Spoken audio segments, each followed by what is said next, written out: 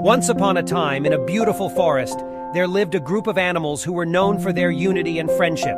Among them were Tommy, the squirrel, and Bobby, the bunny. They were the best of friends and did everything together. One sunny day, while playing near a river, Tommy spotted a shiny golden apple floating in the water. Excitedly, he grabbed it and called out to Bobby.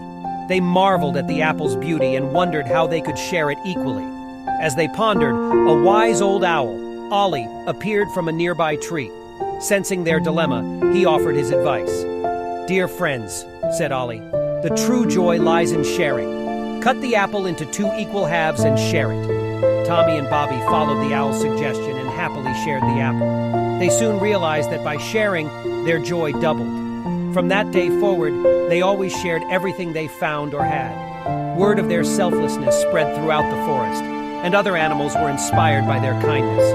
The forest became a harmonious place where all animals helped and cared for one another.